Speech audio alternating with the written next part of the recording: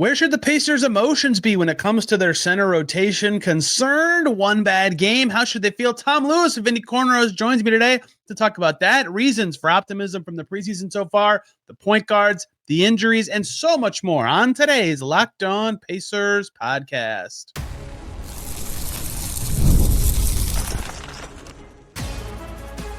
You are Locked On Pacers, your daily Indiana Pacers podcast. Part of the Locked On Podcast Network, your team every day. What's up, everybody? Happy Wednesday, and welcome into another edition of the Locked On Pacers podcast, where we, of course, talk about the Indiana Pacers. As always, my name's Tony East. I cover the team for Forbes, and today, very fun show. Tom Lewis from Indy Cornrows is going to join to talk about all sorts of things. The concerning center game that we saw Monday, what emotions the Pacers should have about their bigs so far. Some reasons for optimism about the preseason. The starters have been great. Three-pointers are flying. We talk about the status of the point guards, the injury updates that I did not provide you after the Spurs game about Furphy and Jackson, and so much more. We get into so many things.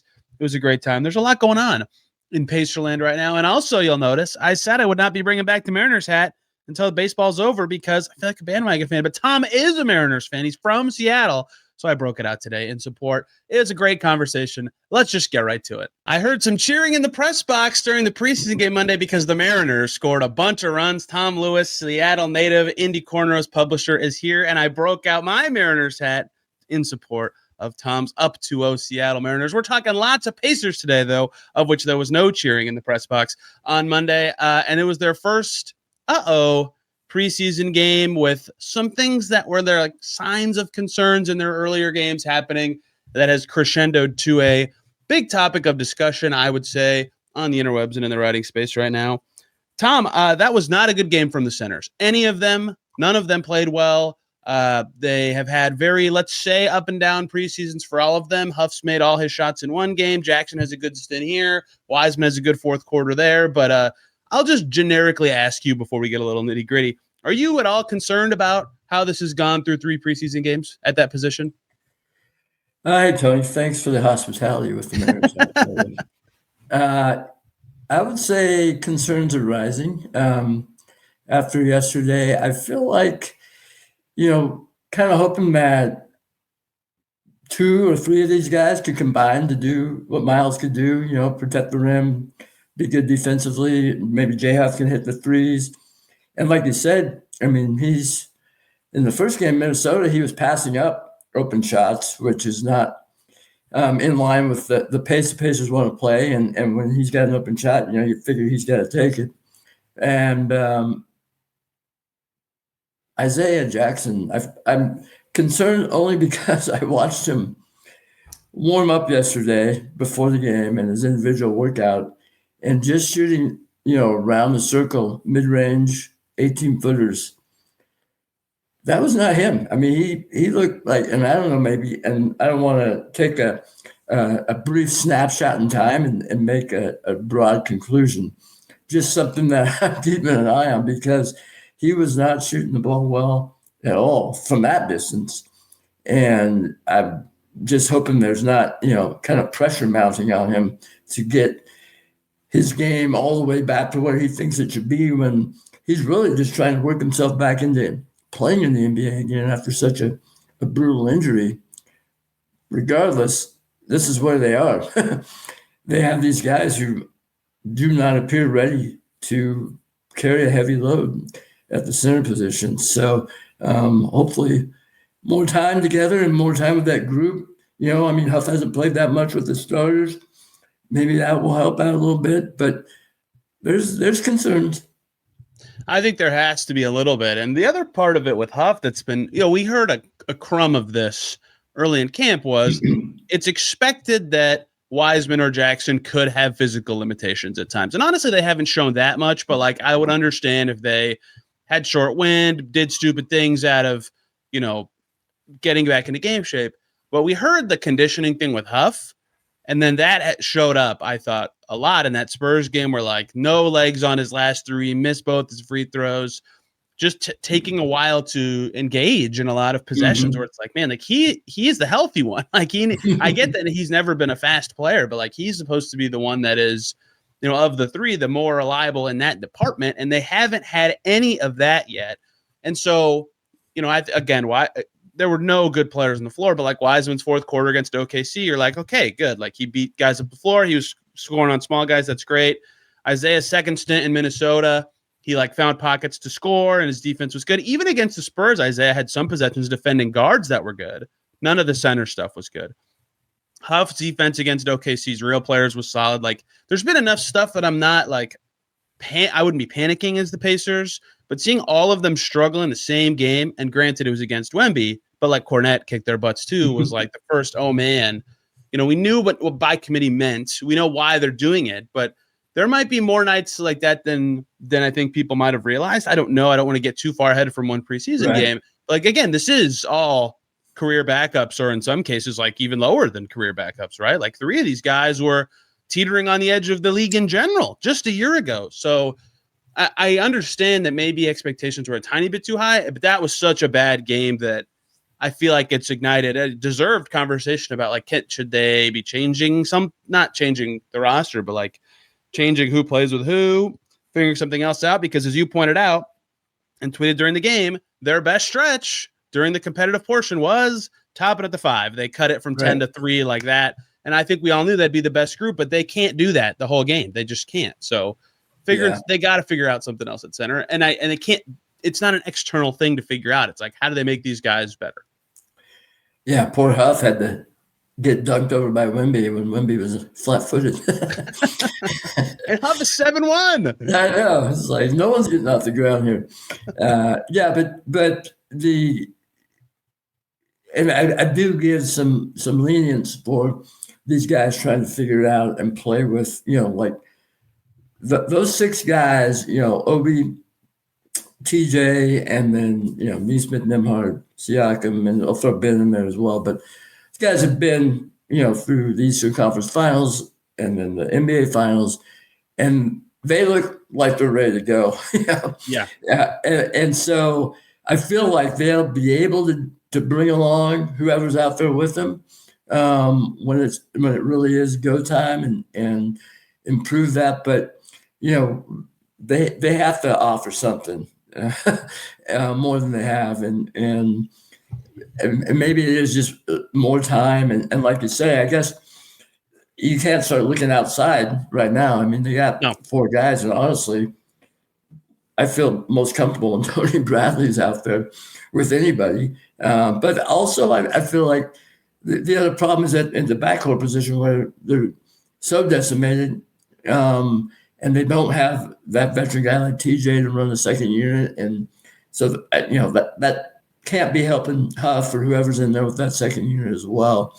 And maybe they're just a little tighter on the rotation than we thought going into the season, but they're going to need some help somewhere. It should be you're right that it should be noted that their first game all struggling was the first game without TJ. Like no one with the bench could get to the paint, like dribbling the ball. Campaign did a few times, I guess, but it was not consistent pressure. And they did mix and match. Like Huff played with the starters, Jackson played with the bench a little bit. Even Wiseman got rotation burn. So like it matters that the second unit was worse. And we'll talk about injuries a little bit later. And you could really tell how that bogged things down offensively for that group, because we'll get to this in a second. But the starters, all 3 games have been like, yep, they're good. They'll be fine. Right. So they just finding other solutions has been so important. And for all these guys, not having TJ was a big problem. And that's the other part of this is it's not just that. For me with Isaiah, it's like he's jumpy like he was his first and second year that looked like it was a habit going away, or like he does a foul that you're like, why did you do that? And then Rick takes him out of the game. 3 fouls in 2 seconds is like that's a tough feat. I get it, Wemby, but that's a tough feat, right? That kind of stuff is not, it doesn't matter who else is around you on the floor, right? Like Huff missing every shot and every free throw.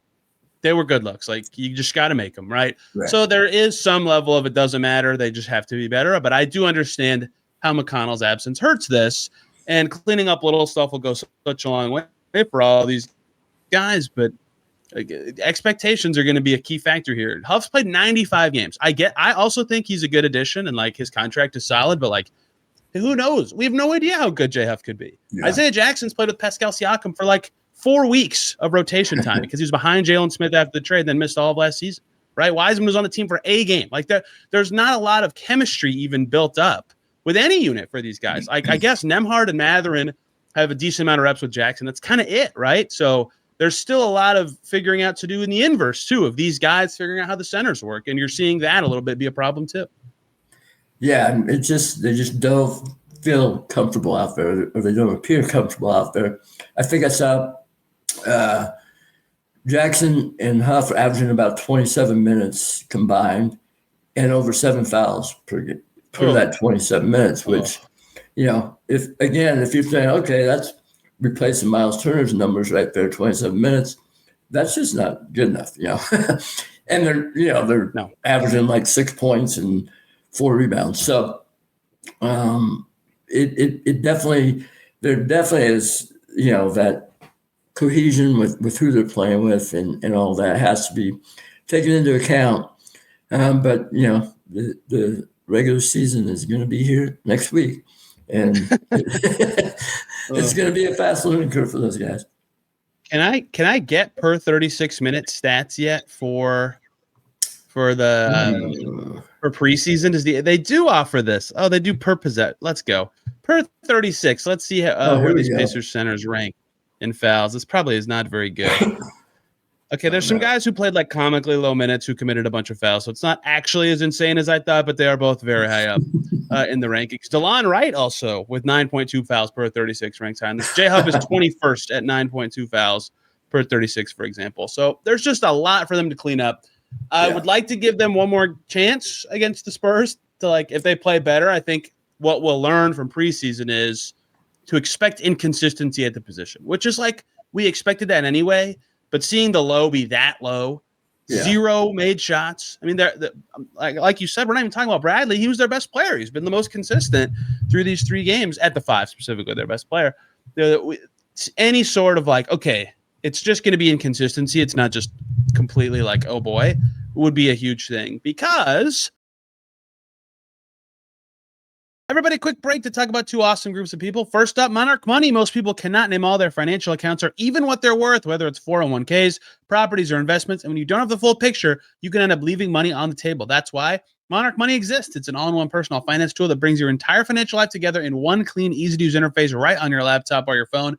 Monarch is built for people with busy lives. If you've put off organizing your finances, Monarch is for you. They do the heavy lifting for you. You can link all your accounts in minutes, see clear data visuals, get smart categorization of your spending, and finally, feel in control of your money without touching a spreadsheet. You can identify where you're not saving as much as you thought. Monarch helps you notice inefficient investment allocations and find forgotten 401ks. You can keep a clear view of your financial health with a partner or a financial advisor, increase your savings rate, and maximize investments. Do not let financial opportunities slip through the cracks. Use code LOCKEDONNBA at monarchmoney.com in your browser for half off your first year. That's 50% off your first year at monarchmoney.com with the code LOCKEDONNBA. Let's also quickly talk about Gametime. Basketball season is here. Nothing beats being in the arena for those opening games. But let's be real, getting tickets can be a headache sometimes between waiting in queues, surprise fees, and prices that jump right before checkout. It's easy to get frustrated when you just want to cheer your favorite team on. That's where Gametime comes in, the app that gives fans the advantage. It's your ultimate life hack for scoring amazing NBA tickets fast, easy, and stress-free. You can use Gametime to grab tickets for Pacers opening night, Thunder coming to town. You can see what you pay with no hidden fees at checkout. You can see your seat view in the app before you buy tickets. Their zone deals are a game changer where you just pick the section, they pick the best seats. And you can even find NBA tickets for under $25. Take the guesswork out of buying NBA tickets with Gametime. Download the Gametime app, create an account, use the code LOCKEDONNBA. You'll get $20 off your first purchase. Terms apply. That's code LOCKEDONNBA for $20 off. Swipe, tap, ticket, go. The flip side of this is something we already kind of talked about. I do want to talk about some optimistic things, and the optimistic thing to me is every game that they've had 2 games where they played their 4 starters, and Mathurin played in all 3 games. Every single game in the competitive portion, or when it's over, their best players, they win the minutes when they're out there, like comfortably against good teams too. The Bulls played their guys, and the Spurs played their guys, and they were better with their starters on the floor against both those teams who could both be playoff teams. Am I overthinking that is like a thing that matters in the preseason? Does that give you any sort of like, okay, this team could be fine even if the center position's bad? How do you feel about that? It's definitely apparent. And I feel like Nesmith and Nembhard in particular, they just their body language and their effort and their execution is like, yeah, we're good. Yeah. We went to, we're championship caliber guys. We're out here to deliver. And it's been, I love that first game against Minnesota, it was 20-10 after 5 minutes. And Nembhard had a layup after a make. And then he went charging into to Mike Conley. And I'm thinking, Conley's 37 or whatever. He's probably like, dude, this is preseason. But this is just how they play. And that's almost foolproof for this group is that level of effort and having those guys leading the charge that way. That has been very positive to see. I did get a kick out of it was the very first possession of Minnesota. I think the Pacers scored, and then Minnesota inbounds, and Mike Conley turns around, and Nembhard's right in front of him, pressing. Right. Like I wonder for a second if he was like, "Come on, man!" Exactly. It's just like, dude, it's crazy. Nembhard has played. They've played well doing the things that they do that we know they do. Right? It's not like Nesmith's been warm from three, I would say, but it's not like I'm like, oh my gosh, they're just so red hot from deep. That's the only reason they're scoring. Like they're getting to the cup, they're moving the ball very well, they're generating wide open shots a lot of the time. Nembhard has gotten to the basket a lot, which I think if the Pacers offense is going to be close to what it was last year or whatever version of that without Tyrese Haliburton, that's going to be important, is him being able to collapse a defense and make something happen, especially with McConnell out for 10 to 15, maybe more games to start the season. They'll need him to be that guy who can do that. Nesmith is taking some just like, oh my God, threes. Like he had one last night, 2 nights ago when this comes out, where he was in transition, dead sprint to the left wing while dribbling, and then just stops and takes a three. I'm like, how did you even slow down enough to make that?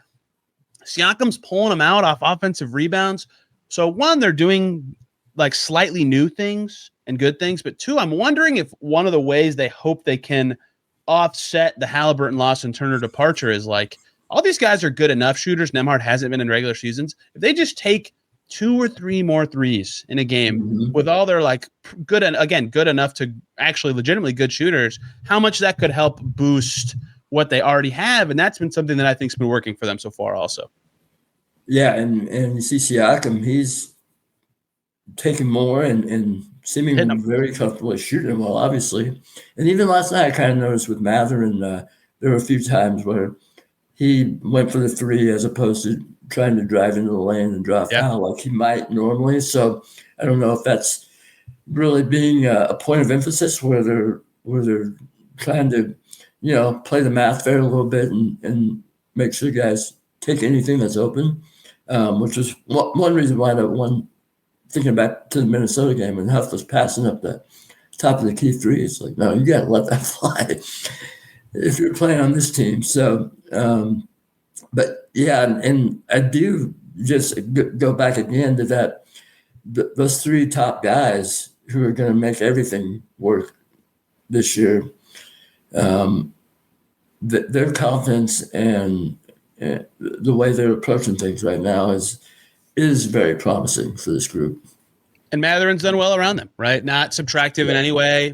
Obviously he goes 11 for 12. It's a great time to that was nice. Praise Mathurin. He was amazing. But he's had 2 passes, I'd say, every game that I'm like, oh, he threw that guy open. Like he got Isaiah Jackson that layup with that pass. Or like that was a good vision. And that's going to matter for him.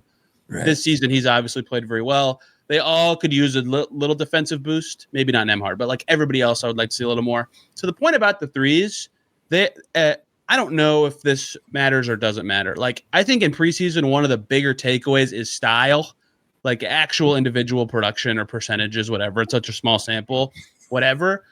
In terms of the way the team is playing, that could stick. Currently, the Pacers are 4th in 3-point attempts per game among every team in the preseason. And one of the teams above them is the Southeast Melbourne Phoenix, who are not an NBA team and play against the Pelicans. So really, yeah, right. So if the actual teams, they're 3rd.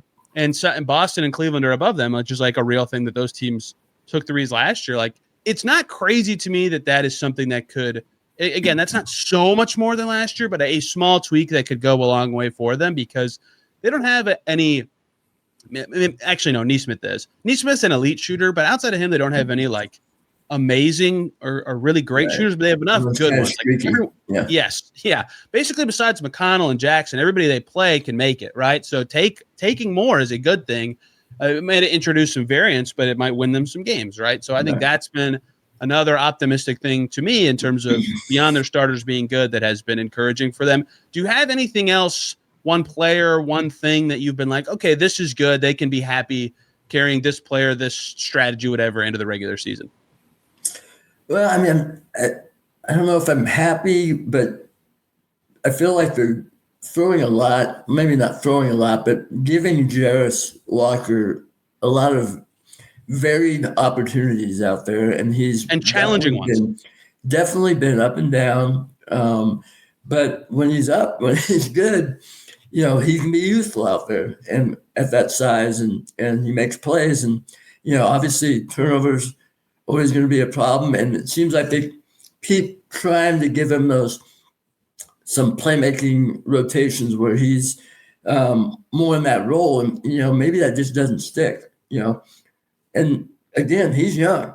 Maybe it does in 4 years. But right now, for this team, the role he might need to play, may have to be pulled back in more of a more general role in the rotation where he's more focused on defense, rebounding, that type of stuff.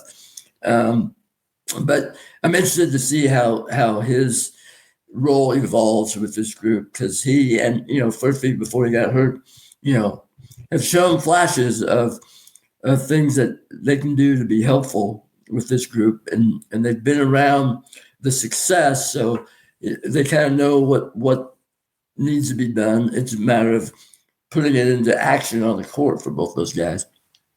Jarris, every game has had one stint where he's the lead initiator. Mixed results, let's say. Some turnovers that you're friendly, yes. Yeah. Like a beautiful lob and then a turnover that looks like, what was that? Right. Like his third quarter against San Antonio was awesome, right? And he busted up the Thunder zone, like from the middle. His floor game looks good in that game. Like, I'm like, okay, like this is progress. And this isn't even progress in the stuff that they've been banging the drum for, like the rebounding and defense. It's like, oh, this is the stuff that the hope was with all this varied experience of positions he had growing up could pop up. And then he also has some stretches like, oh, what was that? Or like that pass, that floater was goofy, that, it just like 5% better at everything. And he's such a good player, but that's obviously so much more easy said than done. And Furphy has been encouraging too. The jumper hasn't been there and he still looked good. I think that matters a lot because the hope is that he can eventually make shots. So there have been some bad things. We'll talk about the injuries in a second. The point guard rotation is all over the place, but like in theory, their top 10, most of them have had a good moment or two. The starters have had many good moments and they've been good in the competitive portion of games. So perhaps we're overblowing the center stuff and the other position we're about to get to, but perhaps we're not because it's possible that center and point guard are the two most important positions in the league. One more break here, everybody. We got to talk about FanDuel. The NFL season is here. It's rolling, and FanDuel has an offer you do not want to miss right now. If you're a new customer on FanDuel, you can bet just $5. If that $5 bet wins, you will get $300 in bonus bets. That's right. You pick a bet. You put down $5. If it hits, you'll unlock $300 in bonus bets that you can use across the FanDuel app to do anything you want, right? So many interesting ways to play, like following the live lines during the games, trying player props, building parlays. It makes watching football more exciting, right? If you've got a little something riding on the action, whether you're a casual fan or you love diving into the stats, FanDuel makes the game day experience even better. So what are you waiting for? Visit FanDuel.com to download the FanDuel app today and get started. And Tom, their top 2 point guards are now down from last season. And I didn't even talk about this doing post game after the Spurs. Quenton Jackson, TBD for the start of the regular season. Yikes. Has campaign shown you enough to be like amped about that experience? I mean, where do you stand on what the point guard situation is might right be now? A little strong. Yeah, amped was probably not a good word choice there. Yeah, no, I mean, I don't know. He was little bit better last night, I guess, campaign I'm talking about. But in general, it's not a great spot for him to be in anyways coming in here. And I don't know what their full plan is. I'd be happy with a healthy Quenton Jackson filling that role. And at this point, I mean, they still need another guy. So it's just going to be a challenge to get through the start of the year, regardless of which one of those guys is, or which two they bring in, unfortunately. But hopefully TJ won't be out too much past the month date that Carlisle mentioned, because, man, he's going to be missed. Badly, yes. The average missed time, I don't know that this is the injury he has, to be clear. They have not said this outright. Grade 2 hamstring sprain, if that's what it is, which if I were guessing, that's what I would guess. The average missed time for the great Jeff Stotza in-street close is 31.6 days. So that's basically the month that they gave. But this is a player on a team that runs like crazy who is 33 going on 34. I would imagine it will be a little longer than that. I got a lot of comments when I talked about that. They were like, relax. It's only 10 games. It's our backup. I'm like, guys, they lost a starter, and that's an eighth of the season. Like, that's a big deal. There's a lot to put on Andrew Nembhard, and that was before Quenton Jackson got hurt, right? So they need campaign to be just steady, and that's not what he's ever been. He's always been like awesome or like, oh boy. And I don't know what. So that's why I think if Q is healthy, they should go with Q. Ironically, he's steadier, which is crazy to say about Quenton Jackson. And then Cam is there, and they need an emergency point guard. Like, I think when McConnell went down, that settled the position battle. It's going to be a third point guard that makes the team.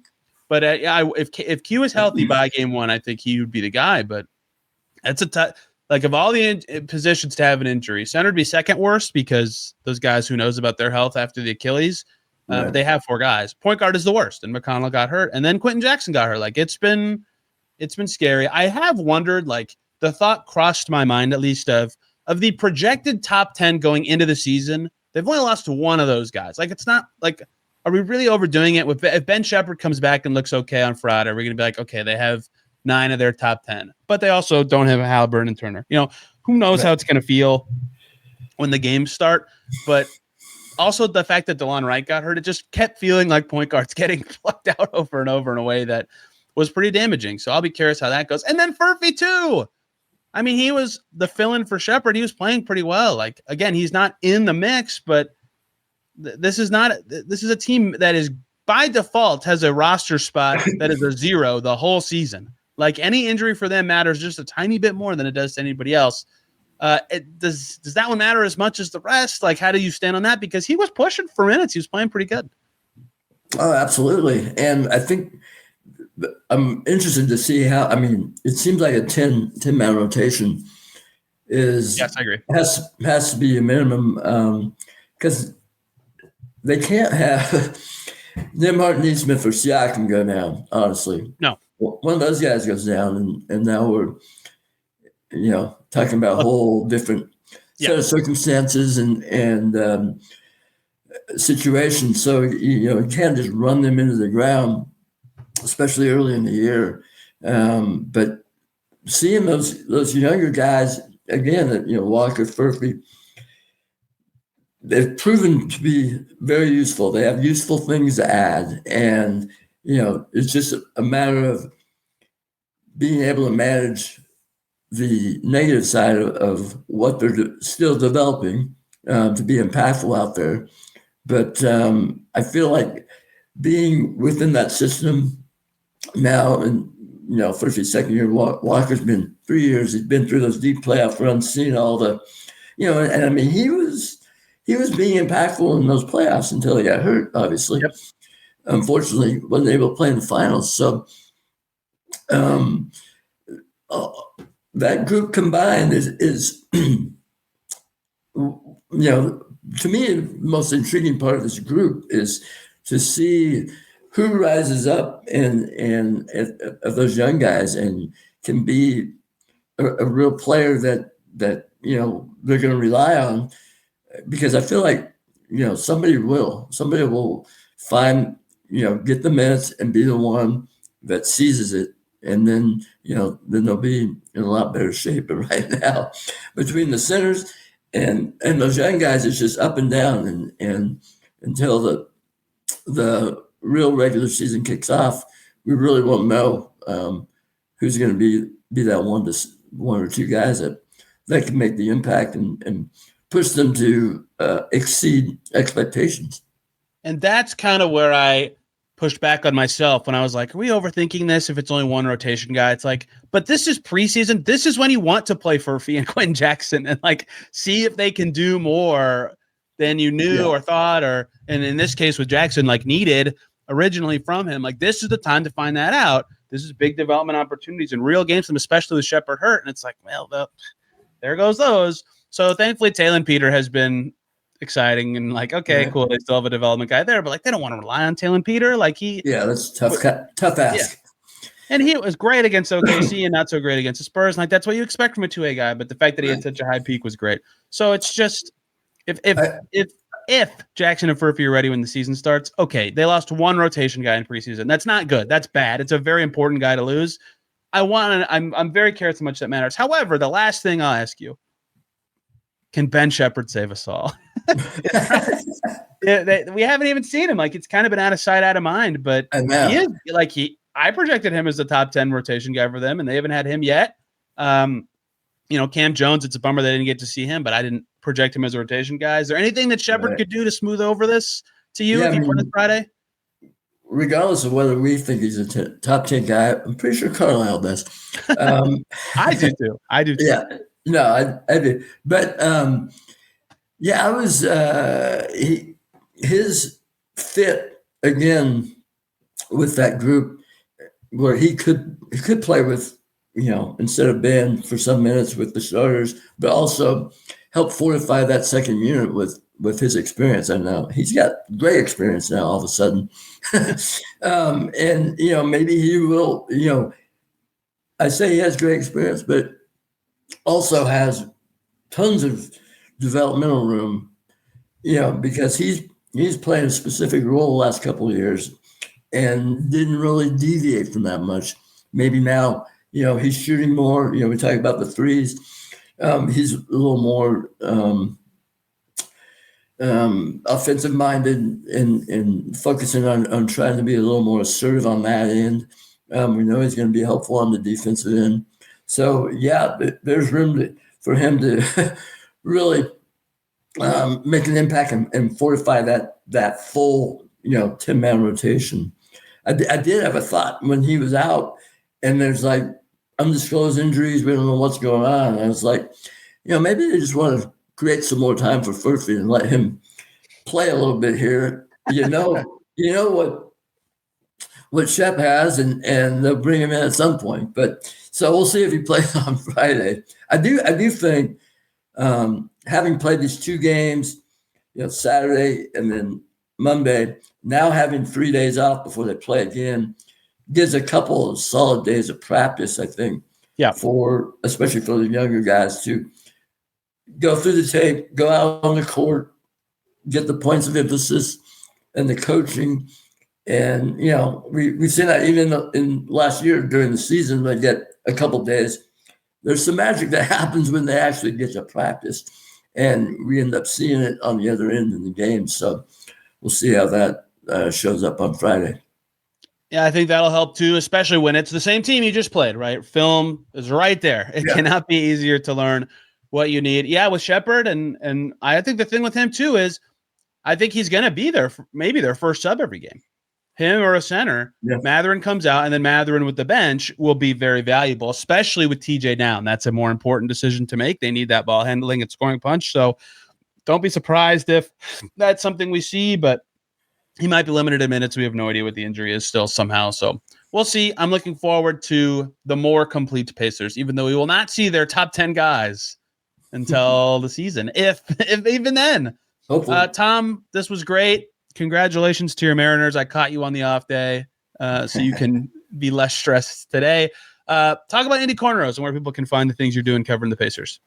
Yeah, we're on Substack now. It's IndyCornrows.com, and just me hanging out there and talking about what I kind of want to talk about with the games, and not trying to do too much basic stuff. So, and on X, Blue Sky, and Threads at Indy Cornrows. So it's just fun to get back into the season now, and that long run last year through Summer League was awesome. But now it's just like starting a whole new turning the page with a whole new cruise. So getting back into it's been kind of fun.